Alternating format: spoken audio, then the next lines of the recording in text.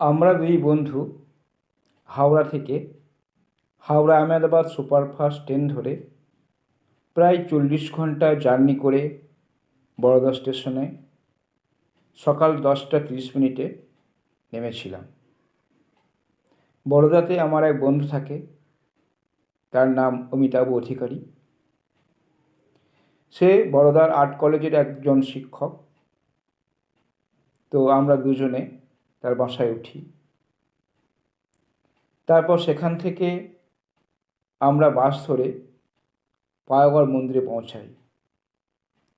পাওয়াগড় হচ্ছে সতীর 52 পীঠস্থানের একটা পীঠস্থান। সেখানে মন্দির কর্তৃপক্ষের তরফ থেকে বাসে করে পাহাড় চক্কর কেটে কেটে মাথাপিছু 20 টাকার বিনিময়ে আমাদেরকে বেশ কিছুটা তুলে দেয়। তাছাড়া সেখানে রোপওয়েরও ব্যবস্থা ছিল, কিন্তু আমরা রোপওয়ে ব্যবহার করি নাই। আমরা সেখান থেকে প্রায় 2200 সিঁড়ি পায়ে হেঁটে মন্দিরে উঠেছিলাম। ওঠার সময় আমরা কোথাও কোথাও একটু বিশ্রামও নিয়েছিলাম এবং মাঝে মাঝে আমরা চারিদিকের দৃশ্যগুলি ক্যামেরাবন্দি করেছিলাম।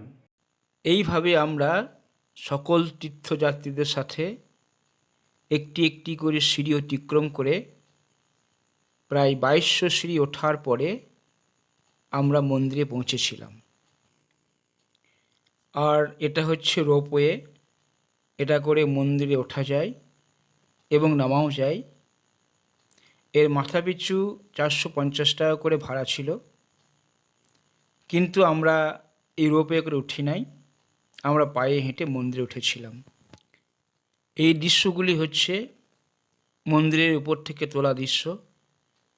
চারিদিকে প্রাকৃতিক সৌন্দর্যে ভরা, সত্যি যেন মন ভরে যায়।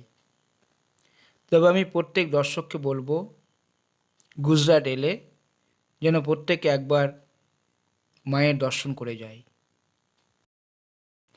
আর এটা হচ্ছে মহাদেবের ত্রণ। এটা মন্দিরের প্রবেশপথের ঠিক আগে।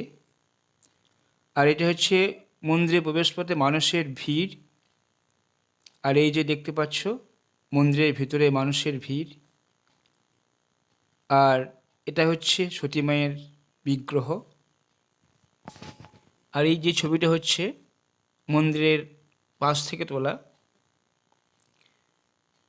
পাহাড় থেকে নামার এই ছবিগুলো, পাহাড় থেকে নামার সময় আমাদের পায়ে খুবই ব্যথা করেছিল।